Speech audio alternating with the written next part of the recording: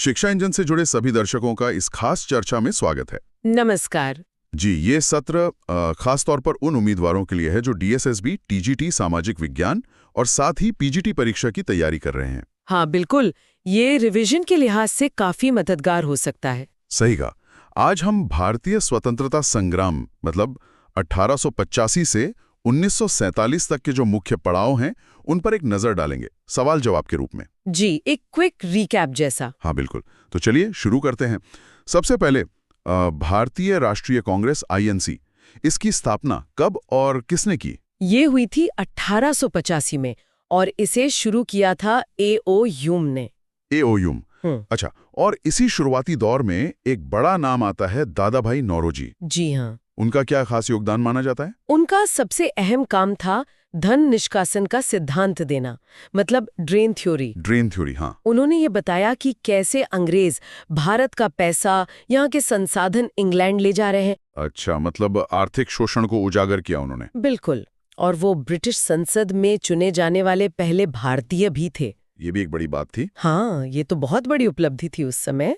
अच्छा, तो ये जो राष्ट्रवाद की भावना पनप रही थी, इसी को दबाने के लिए बंगाल का विभाजन हुआ 1905 में। हाँ, कह सकते हैं। अंग्रेजों की तो नीति ही थी, बांटो और राज करो। उन्हें लगा कि बंगाल में जो एकता बढ़ रही है उसे तोड़ना जरूरी है, राष्ट्रवाद को कमजोर करने के लिए। लेकिन इसका नतीजा क्या हुआ? नतीजा उल्टा पड़ गया।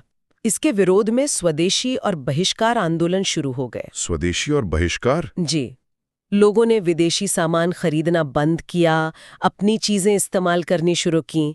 ये आंदोलन काफी फैला। तो मतलब विरोध का तरीका बदल रहा था, सिर्फ अर्जी देने से आगे की बात। जी, यहीं से गर्मपंथी नेताओं की भूमिका आती है। बिल्कुल सही।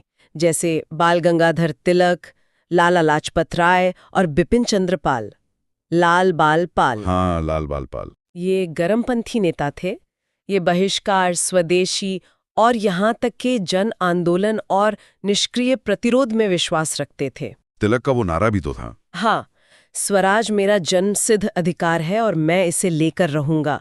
ये उनकी सोच को दिखाता है। लेकिन जब राष्ट्रवाद बढ़ा तो जाहिर है अंग्रेजों का दमन भी बढ़ा होगा। इसी कड़ी में जलियांवाला बाग हत्याकांड आता है 1919। हाँ, वो एक बहुत ही भयानक घटना थी। अमृतसर में जलियांवाला बाग में लोग शांति से सभा कर रहे थे। रॉलेट एक्ट के विरोध में शायद। जी बिल्कुल, वो काला कानून जिसके तहत किसी को भी बिना मुकदमे के बंद कर सकते थे। तो जनरल डायर ने वहां पहुंचकर बिना चेतावनी गोली चलवा दी। निहत्थे लोगों पर। हाँ, सैकड़ों लोग मारे गए। इस घटना ने पूरे देश को हिलाकर रख दिया। यकीनन। इसके बाद तो माहौल और भी ज्यादा तनावपूर्ण हो गया होगा। फिर गांधी जी के नेतृत्व में असहयोग आंदोलन शुरू हुआ 1920-22। जी, ये गांधी जी का पहला बड़ा पैन इंडिया मूवमेंट था।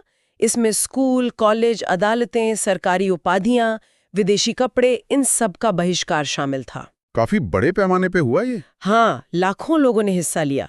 लेकिन फिर 1922 में चौरी चौरा में एक हिंसक घटना हो गई। हाँ, वो पुलिस थाने वाली घटना। जी, भीड़ ने थाना जला दिया, कुछ पुलिस वाले मारे गए। गांधी जी हिंसा के सख्त खिलाफ थे तो उन्होंने आंदोलन वापस ले लिया। अहिंसा उनके लिए सबसे ऊपर थी। अच्छा, इसके बाद फिर अगला बड़ा आंदोलन सविनय अवज्ञा आंदोलन 1930 वाला, और वो दांडी मार्च। हाँ, सिविल डिसोबीडियंस मूवमेंट। इसका मुख्य फोकस था नमक कानून तोड़ना। नमक सत्याग्रह। जी, गांधी जी ने साबरमती से दांडी तक पैदल यात्रा की और वहां नमक बनाकर अंग्रेजी कानून तोड़ा। ये एक प्रतीक बन गया, अवज्ञा का प्रतीक। बिल्कुल। और साथ में विदेशी सामान का बहिष्कार, टैक्स ना देना, ये सब भी चलता रहा। और फिर हम आते हैं आजादी की लड़ाई के आखिरी बड़े जन आंदोलन पर, 1942 भारत छोड़ो आंदोलन। जी, क्विट इंडिया मूवमेंट। दूसरा विश्व युद्ध चल रहा था। गांधी जी ने नारा दिया, करो या मरो, और अंग्रेजों से कहा भारत छोड़ो। हाँ, तत्काल स्वतंत्रता की मांग। ये बहुत व्यापक आंदोलन था। जगह जगह प्रदर्शन हुए और इसी समय सुभाष चंद्र बोस ने आजाद हिंद फौज को मजबूत किया। हाँ, आईएनए, और उनका नारा दिल्ली चलो। जी, उन्होंने बाहर से संघर्ष को एक नया आयाम दिया। अच्छा, ये तो हुए आंदोलन, लेकिन साथ साथ कुछ संवैधानिक सुधार भी तो हो रहे थे, जैसे भारत सरकार अधिनियम 1935। हाँ, गवर्नमेंट ऑफ इंडिया एक्ट 1935, ये काफी अहम था। इसमें प्रांतों को स्वायत्तता दी गई, मतलब राज्यों को अपने मामलों में ज्यादा अधिकार मिले। ओके, और एक फेडरल स्ट्रक्चर, मतलब संघीय ढांचे का भी प्रस्ताव था, हालांकि वो पूरी तरह लागू नहीं हो पाया। और सेपरेट इलेक्टोरेट यानी पृथक निर्वाचन मंडल वो भी जारी रहा। और फिर आखिर में जिसने आज़ादी और विभाजन का रास्ता तय किया, माउंटबेटन योजना 1947। जी, लॉर्ड माउंटबेटन की योजना, इसी के आधार पर भारत का बंटवारा हुआ भारत और पाकिस्तान में। और फिर भारतीय स्वतंत्रता अधिनियम 1947 पास हुआ। हाँ, उसी एक्ट के तहत सत्ता का हस्तांतरण हुआ और 15 अगस्त 1947 को भारत आजाद हुआ। तो ये था एक तरह से 1885 से 1947 तक के भारतीय स्वतंत्रता संग्राम के कुछ बेहद जरूरी मोड़ों का एक क्विक रिव्यू। जी हाँ, खासकर शिक्षा इंजन के उन दर्शकों के लिए जो DSSB, TGT और PGT परीक्षाओं की तैयारी कर रहे हैं। हाँ, ये सवाल जवाब का तरीका शायद मुख्य घटनाओं, लोगों और नीतियों को याद रखने में थोड़ी मदद करे, पर ये ध्यान रखना जरूरी है कि ये सिर्फ एक ओवरव्यू है। बिल्कुल, गहराई से समझने के लिए तो विस्तार से पढ़ना ही होगा। जी, घटनाओं के पीछे के कारण, उनके प्रभाव, ये सब जानना जरूरी है। उम्मीद है कि ये चर्चा आपके रिवीजन में कुछ काम आएगी।